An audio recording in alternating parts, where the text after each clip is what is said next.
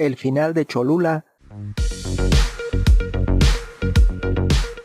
a manos de Hernán Cortés. Sé bienvenido a tu canal Megóforo. Iniciamos. Buenos días, amigos. Hoy les voy a hablar de un caso que contradice los datos históricos. Algo con lo que nos han querido engañar durante siglos, diciendo que los aztecas planearon una emboscada en la ciudad de Cholula a las fuerzas de Hernán Cortés. Lo que es totalmente falso. Si nos vamos a los hechos y a los datos duros y concretos, observamos que de un lado estaban los cholultecas, dentro de los cuales únicamente había 6,000 personas. En el otro bando, en el bando que apoyaba a los españoles, iban 3,000 tlaxcaltecas y 400 totonacas, y también 400 españoles. Resulta completamente desproporcionado y contradice la lógica y la razón. Se habla de una supuesta matanza de Cholula, que se dice fue un ataque realizado por las fuerzas militares del conquistador español Hernán Cortés en su trayecto hacia la Ciudad de México Tenochtitlan en el año de 1519, 2 años antes de la caída de la Gran Tenochtitlan, el 18 de octubre concretamente de 1519. Y se dice que de acuerdo con los cronistas y por el propio Hernán Cortés, cabe aclarar que los cronistas son españoles y el conquistador es español, por lo tanto no puede haber credibilidad alguna a los dichos del vencedor. Se dice que se trató de una acción preventiva y en represalia ante la sospecha de una emboscada dentro de la ciudad de Cholula. Ojo, que fue una acción preventiva, por lo cual fue un abuso ordenado por Cortés, un abuso. Si se habla y se argumenta una leyenda negra en torno a los hechos que hicieron los españoles en América, esto lo desmiente por completo. Existe y es cierto lo que ocurrió, algo que quieren olvidar los actuales españoles. Hay 2 campañas, una de parte de la Iglesia Católica que quiere eliminar todo lo que hizo la Inquisición en América, y 2, los actuales estudiosos en historia en España que quieren eliminar los pasajes bochornosos de la conquista de América. Esto es, hay una corriente que pretende reivindicar el papel histórico que jugó España en la conquista de América. Esa reivindicación va en contra de la identidad latinoamericana. Va en contra de lo que ocurrió, de lo que se hizo en contra de los naturales de América o de los indígenas. En este caso, resulta completamente absurdo que si tomamos en cuenta lo que argumentan los mismos cronistas españoles, ellos mismos dicen que cuando se encontraba Hernán Cortés en Veracruz, recibió enviados de Moctezuma que le llevaron regalos y le pidieron no avanzar. Si pensamos que eso fue cierto, porque aquí parte de su argumento es decir que los indígenas los veían como dioses, completamente absurdo. Y tratan de ver que los naturales de América eran como niños que necesitaban ser instruidos, lo que también es falso. El tratar de infantilizar a los indígenas a una cultura tan avanzada como la maya, que era más avanzada en cuestiones científicas como la astronomía y otras ciencias, incluso matemáticas, que los propios españoles, nos habla de un sentido de superioridad en el cual se quieren encumbrar, y lo cual se reivindica desde el momento en que el mismo Papa Católico de Roma dice que los que no están bautizados no son hijos de Dios. Por consiguiente, los invasores, conquistadores, libertos de cárceles españolas, podían disponer como quisieran de los seres humanos que no hubiesen sido bautizados. El claro ejemplo de ello, de la acción de estos libertos y de esta desalmada situación, fue lo que ocurrió en la ciudad de Cholula. Cholula era un reino importante, vasallo de los aztecas. Fue exterminado completamente ese día, 18 de octubre de 1519. Los 6,000 habitantes de su capital fueron borrados del mapa en tan solo unas horas por las huestes de Cortés. Se dice que después de esta situación, los cholultecas, que habían sido fieles tributarios de los mexicas, después de esta acción del 18 de octubre de 1519, decidieron apoyar a las fuerzas españolas y se volvieron aliados de Hernán Cortés, lo cual es completamente falso. Aquí lo que sucede es que Hernán Cortés eliminó a toda la clase gobernante, a todos los eruditos, y quedó únicamente el pueblo llano, que no tenía instrucción suficiente porque no estaban preparados en esas cuestiones y no podían defenderse. Quedó el pueblo indefenso, que no le quedó otra más que aceptar a Cortés porque no había quien los defendiera. Fue una alianza obligada de los sobrevivientes hacia Cortés, ya que tampoco se les permitió huir hacia la Gran Tenochtitlan a solicitar refugio. Por lo tanto, fue un vasallaje obligado. Aquí cabe señalar que Jerónimo de Aguilar y la Malinche jugaron un papel muy importante. Se dice que Malinali, que por entonces tenía 16 años, fue quien se dio cuenta y quien alertó a Cortés de que se preparaba una emboscada, que en los techos de las casas estaban guardando lanzas y piedras para la emboscada, lo cual es completamente absurdo si nos vamos a los resultados de la supuesta rebelión. Si se borró del mapa a toda la población de la capital de Cholula, de la ciudad de Cholula, entonces ¿dónde están los supuestos 20,000 soldados que había enviado Moctezuma? No se encuentran entre las bajas y no hay constancia de ello. ¿Por qué? Porque era imposible que 400 españoles hubieran sido vencedores sin bajas, porque no hay bajas españolas, porque no falleció ningún español. Eso es completamente absurdo. Y ahora, 3,000 totonacas y tlaxcaltecas no le podían ganar a 20,000 soldados mexicas. 3,000 no pueden contra 20,000, porque en ese momento los mejores soldados del México antiguo de esa época eran los soldados aztecas. Por eso habían forjado el imperio azteca. Entonces las precisiones que hace Cortés y los cronistas son inexactas. Se dice que después de haberse entrevistado con los caciques, Cortés decidió marchar hacia la Ciudad de México a pesar de los intentos de disuasión de los mexicas. En poco tiempo el conquistador se percató que los pueblos sometidos podían ser aliados de los españoles, porque estaban muy inconformes con el gran tlatoani Moctezuma. Por ello, los españoles pactaron con los totonacas en Zempoala. Cabe aclarar que también en Zempoala ocurrió lo mismo que después ocurriría en Cholula. Hubo una eliminación de los principales soldados, guerreros, funcionarios y autoridades. Así que todo lo que argumenta Hernán Cortés es muy contradictorio y muy discutible. Se dice que se enfrentó brevemente a los tlaxcaltecas, que eran los enemigos de los mexicas, y que después de algunos combates Cortés logró vencer a los tlaxcaltecas y formó una alianza.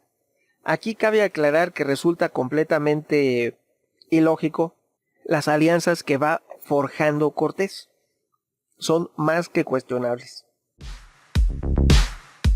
Aquí podríamos argumentar que lo que hacía Cortés era ingresar a las ciudades y hacer lo mismo que hizo con Moctezuma, apresar al dirigente, y de esta manera el pueblo se convertía en vasallo suyo, porque Cortés, al apresar a los dirigentes de las poblaciones de Zempoala y así varias poblaciones, obligaba a esos dirigentes cautivos a nombrarlo Gran Tlatoani a Cortés. Y de acuerdo a las costumbres de aquellas épocas, si era nombrado por el consejo de ancianos de cada ciudad, de cada pueblo, de cada localidad, de cada reino indígena, tenían la obligación de obedecer, a lo que se negó Moctezuma en la Gran Tenochtitlan. Cuando Moctezuma fue prisionero de Cortés, este le pidió que lo nombrara su sucesor, que lo nombrara Gran Tlatoani. Si Moctezuma hubiera aceptado nombrar a Cortés Gran Tlatoani, ahí hubiera terminado el conflicto, porque automáticamente todos tenían la obligación de obedecer a su Tlatoani, que en este caso ya hubiera sido Cortés. De esta manera forjó las alianzas. Se autonombró a través de presión, de tener cautivos a las personas que tomaban las decisiones de los reinos para que fuese nombrado él el rey, el Tlatoani, el gran Calzoncin, el gran Huey Tlatoani. Y de esta manera, ya de acuerdo a las leyes indígenas, todos estaban obligados a hacer lo que mandase su Tlatoani, que ya para ese entonces Cortés había sido nombrado el rey, el jefe de una infinidad de pueblos y reinos indígenas. De tal manera que cuando Cortés se encuentra en Tlaxcala llegan los mensajeros de Moctezuma con grandes regalos, y tratan de convencerlos para que fueran a la ciudad de Cholula. La ciudad de Cholula era una ciudad tributaria de los mexicas, pero también era un lugar de descanso, era un lugar muy atractivo a la vista, muy bello, un lugar con buen clima, un excelente lugar para pasar un verano, unas vacaciones. Incluso en ese lugar, en ocasiones, el gran Tlatoani azteca acudía de vacaciones. No era con mala intención que se invitara a Moctezuma a ir a ese lugar tan bello, porque se pensó que al recibir los regalos y estar en ese lugar, tal vez se pudiese dialogar y convencer de que abandonasen el reino de los aztecas. Pero esta posible alianza ya fue demasiado tarde, porque Cortés ya contaba con mucho poder, ya se había ensoberbecido y quería hacer lo mismo. Él tenía la idea, ya lo había planeado, de que si Moctezuma lo invitaba ante él, lo podía tomar prisionero y obligarlo a que lo nombrara el rey del imperio azteca. Así que pactó Cortés con los tlaxcaltecas, con Xicoténcatl, el máximo rey tlaxcalteca, que le obsequió a la más bella de sus hijas para que se casara, que era María Luisa. Pero en una especie de desdén, Cortés le obsequió la hija de Xicoténcatl a Pedro de Alvarado. Y así era, ellos no valoraban a nada ni a nadie. Incluso Malinali era una princesa, no era una desconocida, y era la más bella de su reino y había sido obsequiada a Cortés. Cuando Cortés venció en la batalla de Centla a los 8 reinos mayas. En este caso se volvía a repetir la historia porque estaba totalmente entrenado por Jerónimo de Aguilar, que conocía ya las costumbres indígenas y fue la pieza clave más que Malintzin, porque el verdadero creyente en el modo de vida español era Jerónimo de Aguilar. Malinali la inculparon en un inicio, pero después también se dice que ella fue la que alertó y le salvó el pellejo a Cortés en Cholula, porque fue la que pudo platicar con habitantes del lugar. Se dice que ella platicó con algunas mujeres y ellas la alertaron tratando de salvarle la vida a ella, no a Cortés. Y ella, con el síndrome de Estocolmo, ya dominada por Cortés, ya habiendo ido en contra de toda su formación de nacimiento, traicionando a su verdadera cultura, contra toda lógica y razón, le salvó el pellejo a Cortés. Fue la que alertó de la supuesta rebelión en Cholula. Lo que les comento es más que cuestionable. Simplemente lo que hizo Cortés es probar las defensas de los aztecas. Si borraba del mapa a Cholula, vería qué tanto poder tenían en ese momento los aztecas, cuál era su determinación, cuáles eran sus puntos débiles, y además quería infringir una impresión para que le tuvieran miedo. Por lo tanto, si nos vamos a los hechos de que Cortés borra del mapa la ciudad de Cholula, resulta más que absurdo que Moctezuma lo haya invitado a su palacio y lo haya recibido después de lo que vio y observó en Cholula, le haya permitido su ingreso a la Gran Tenochtitlan. Ahí habría que ver por qué pasó y por qué se permitió eso.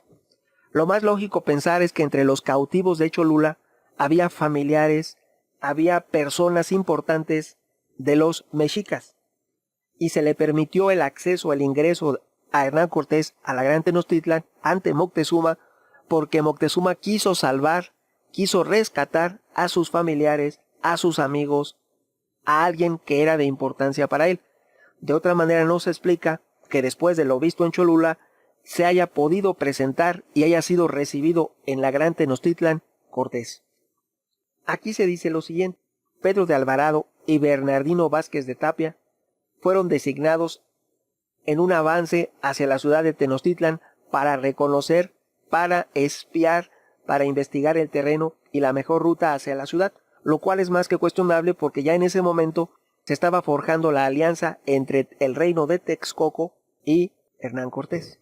Entonces, quienes conocían perfectamente todas las rutas de ingreso, incluso la edificación y los planos de la Gran Tenochtitlan, era el rey de Texcoco. Así que la labor de Pedro de Alvarado y Bernardino Vázquez de Tapia son innecesarias, o más bien eran con otra intención. De tal manera que estos dos españoles, uno de los peores de lo peor, Pedro de Alvarado, que se dice que le llamaban Tonatiuh, nadie le dijo ni le llamó Tonatiuh, él solito se puso Tonatiuh porque él se creía el dios del sol. Él asimismo se bautizó como Tonatiuh, y a cualquier indígena que no le llamase Tonatiuh, él lo borraba del mapa. Así que estos individuos, estos tipejos, Pedro de Alvarado y Bernardino Vázquez de Tapia, se reunieron con Cortés en Cholula, quien finalmente había avanzado con el resto de la tropa, lo cual contradice lo ocurrido en Cholula. Simplemente Cortés iba con el ejército que mejor pudo reunir a efecto de ir conquistando los reinos vasallos a los mexicas. Todo el grueso de la fuerza española y de sus aliados ingresó y tomó Cholula. Los cronistas falsamente dicen que únicamente iban 3,000 tlaxcaltecas, 400 totonacas y 400 españoles, lo que es falso. Se estima que las fuerzas que ingresaron y tomaron el reino de Cholula superaban los 100,000 guerreros indígenas aliados de Cortés y los 476 españoles, que en total sumaban una caravana de más de 1,200 personas que incluía esclavos africanos y otro tipo de siervos, incluso indios taínos venidos del Caribe. Así que las fuerzas españolas no son como dicen, eran más de 100,000 indígenas y aparte 1,200 de la caravana española. Ese fue el grueso de la fuerza que ingresó a la ciudad al reino de Cholula y borró del mapa la ciudad. Los cholultecas no podían hacer frente a semejante cantidad de invasores. Ahora, si tomamos en cuenta que habían mandado supuestamente 20,000 guerreros Moctezuma para apostarse en la ciudad de Cholula y detener el avance de Cortés, eso resulta absurdo porque 20,000 era insuficiente. Más bien, esos 20,000 eran una base, un cuartel que tenía de manera permanente Moctezuma en la ciudad de Cholula.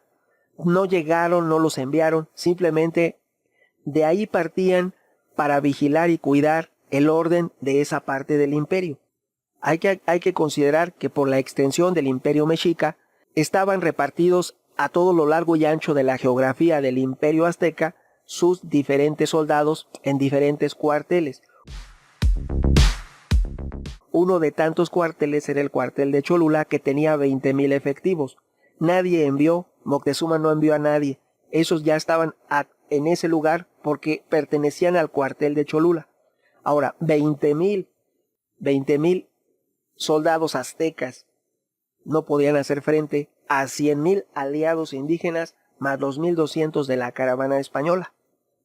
Aquí hay que aclarar que ahí se vio el verdadero rostro de los españoles, porque borraron del mapa completamente a la ciudad, pero de una manera ominosa, de una manera que no se puede decir en este video los actos que cometieron. Sin embargo, toda esta situación resulta más que cuestionable. Te diré que una pequeña comitiva cholulteca se dice que salió a recibir a las fuerzas de Cortés y que después de presentar los acostumbrados regalos, se le pidieron disculpas por no haber asistido a Tlaxcala debido a la rivalidad que existía entre los tlaxcaltecas y los cholultecas. Y de tal manera se dice que le dieron hospitalidad a los españoles y totonacas, pero que los tlaxcaltecas no debían entrar a la ciudad. Cortés se dice que actuó de forma política y comprendió la petición de los habitantes de Cholula, y ordenó a los tlaxcaltecas acampar fuera de la ciudad, y solamente españoles y totonacas y unos pocos tamemes tlaxcaltecas, los tamemes eran cargadores, entraron a Cholula. Ante la mirada de expectación de sus habitantes. De esta manera Cortés describió el sitio. Ojo, vamos a ver cómo describió Cortés la ciudad de Cholula. Él dijo que esa ciudad era bellísima, similar a Venecia, que contaba con más de 20,000 casas y 365 templos Aquí vamos a ver una cosa. Si supuestamente fue cierta esta carta de relación que envió Cortés al monarca infame Carlos I de España, si atendemos a que pudiese ser cierto que había 20,000 casas, esto nos habla que por cada casa hay en promedio 5 habitantes. Nos está hablando que la población de Cholula rondaba y era cercana a 100,000 habitantes. Si tomamos en cuenta lo que dice Cortés en la carta de relación que le escribe a Carlos I. Si son 20,000 casas, eran 100,000 habitantes. 100,000 habitantes que en tan solo unas horas fueron borrados del mapa. También él dice que había 365 templos en esa ciudad, en la ciudad de Cholula. Entonces, si hacemos caso a lo mismo que habla y escribe Cortés, nos habla de que él eliminó a 100,000 habitantes, porque no quedó nadie en la ciudad de Cholula después de la acción de Cortés, lo cual corroboraría la razón de que llevaba un ejército de 100,000 soldados indígenas más 1,200 de la caravana española y que ellos ya habían planeado destruir de manera total a los aliados de los mexicas. Solamente esto explica que hayan borrado del mapa a la ciudad de Cholula. La teoría de la emboscada. De acuerdo a las crónicas de Díaz del Castillo, que es, como les aclaro, es muy cuestionable lo que dice un español, el cronista Bernal Díaz del Castillo, es totalmente cuestionable. Según se dice, Moctezuma había enviado un escuadrón de 20,000 guerreros mexicas a las proximidades de la ciudad de Cholula para realizar una emboscada, lo cual es falso porque ahí había un cuartel que contaba con 20,000 guerreros de manera permanente. Ahora bien, la ciudad de Cholula era devota del dios Quetzalcóatl, y se suponía que los cholultecas tomarían por sorpresa a 20 españoles para sacrificarlos en el Teocalli. Esto es absurdo. Los españoles siempre hablan de sacrificios y de los grandes zompantlis. Los zompantlis eran de piedra. Muy raramente se hacían con cráneos verdaderos. Y lo más lógico es que utilizaran a personas ya fallecidas. No que hubiera, en realidad no había el número de sacrificios que se menciona por parte de cronistas y españoles. Eso es parte de la reivindicación del pasado español en América y del tratar de reivindicar la imagen de la Iglesia Católica. Acusar a los habitantes indígenas de bárbaros y de que hacían sacrificios y que hacían zompantlis. No existían zompantlis con personas de verdad. Eran zompantlis con representaciones en piedra de cráneos humanos. En ocasiones se podían hacer con personas, pero eran de personas que ya habían fallecido, no se sacrificaban para hacer zompantlis, y nunca hubo zompantlis de 100,000, 200,000 cráneos, eso es absurdo. Ahora bien, durante 2 días, los cholultecas se mostraron hospitalarios con los españoles, a quienes además de hospedaje le dieron alimentación. Imagínense el costo para el reino de Cholula de dar hospedaje 2 días a tantos españoles y tantos invasores. Les hablo de un ejército increíble. ¿De dónde sacaron para alimentar 2 días los cholultecas a semejante caravana de invasores? Al tercer día los jefes cholultecas parecían rehuir el contacto con los europeos. Por otra parte, los totonacas avisaron a Cortés que habían detectado hoyos disimulados en las calles de la ciudad que pretendían servir de trampa para los caballos y se habían percatado del sacrificio de algunos niños a los dioses de la guerra, lo cual era un ritual acostumbrado que siempre precedía inequívoco al inicio de las acciones bélicas. Aquí hay una contradicción porque quien se dice que alertó de una posible emboscada fue Malinali, la Malinche. Aquí hay otra corriente, que las fuerzas mundiales que quieren empoderar a la mujer quieren utilizar el emblema mítico de la Malinche, quitándole todas sus culpas y elevándola en un pedestal para hacerla una diosa guerrera feminista. La Malinche efectivamente fue una traidora y se dice que ella, con sus habilidades y al verse como una joven inocente de 16 años, pudo platicar con mujeres del lugar y ellas, para tratar de salvarle la vida a esa princesa niña, le dijeron que era mejor que escapara de los españoles. Ella, con lo que se conoce actualmente como síndrome de Estocolmo, que es cuando la persona se enamora de su verdugo. Si tú tienes una persona que te agrede y tú tienes sentimientos afectivos hacia esa persona, se le llama en psicología síndrome de Estocolmo. Eso fue lo que le ocurrió a la Malinche. Tuvo un síndrome de Estocolmo y sintió afinidad, afecto y apoyo hacia sus verdugos, que eran Cortés y los españoles. De esta manera sirvió de apoyo y alertó de una posibilidad de defensa, porque aquí ya les comento que es más que cuestionable. Cortés iba decidido a borrar del mapa la ciudad de Cholula para ver y probarse ante los mexicas para ver si los iba a poder conquistar o no. De haber perdido Cortés en Cholula, ya no hubiera avanzado hacia la Gran Tenochtitlan. Pero en ese momento, esa prueba, esa batalla, la ganó Cortés. Ahora, esos supuestos hoyos que había que contra los caballos, todas esas situaciones, eso era normal porque eran estrategias de defensa de las principales ciudades. La Gran Tenochtitlan también contaba con lugares para responder en caso de un ataque. No estaban completamente desprotegidas. Así como en Europa hicieron los castillos y las fortificaciones, los fuertes defensivos en Europa, también en América todas las ciudades, y más las de los del Imperio Azteca, que en este caso eran los aliados Cholula, tenían ciertos lugares que servían a manera de defensa en caso de un ataque. Recordemos que los cholultecas le temían mucho a las invasiones de los tlaxcaltecas, entonces ellos tenían fortificaciones y medios de defensa en su ciudad.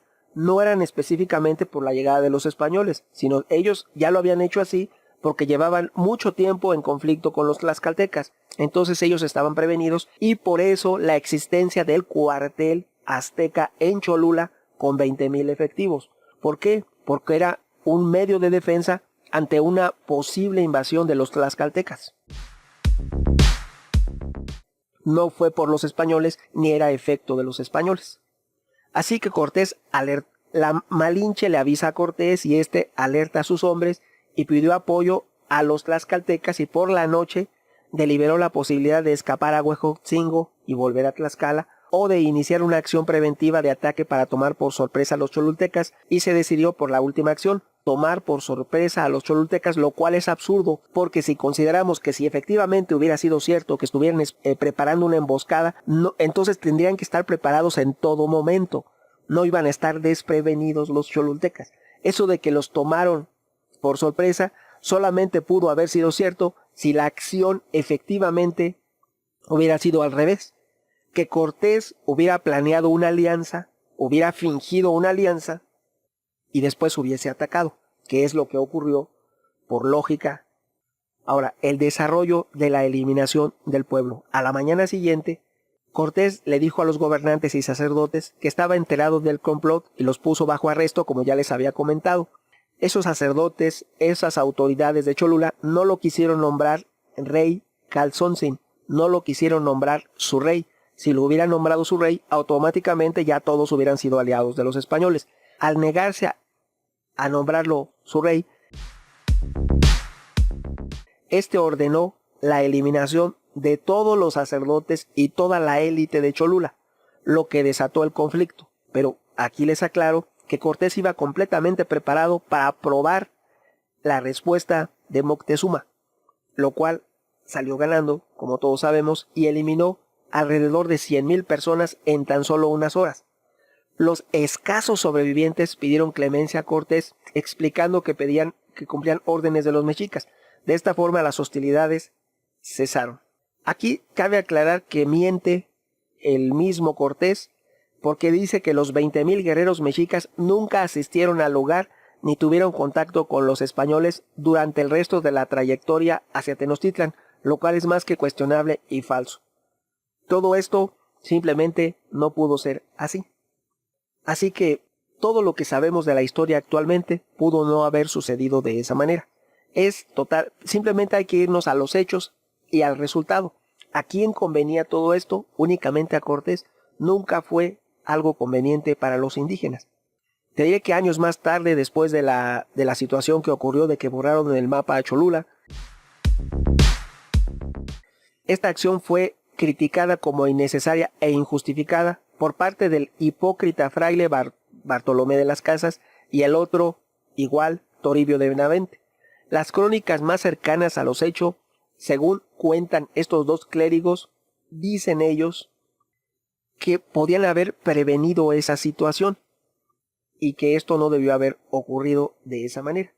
Todas las crónicas que establecen tanto Hernán Cortés como López de Gomara y a su vez Diego Muñoz de Camargo y la versión del náhuatl de 1569 de Bernardino de Sahagún, no nos dejan una certeza real de lo que ocurrió.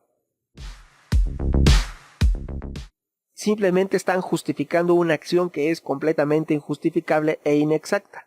Una población tan grande de 100,000 habitantes no pudo haber sido borrada del mapa en tan solo unas horas si no hubiera sido una acción premeditada de parte de toda la fuerza invasora y todos los aliados, como así sucedió. Opiniones habrá muchas. ¿Tú qué piensas? Tu amigo Megóforo. Hasta pronto.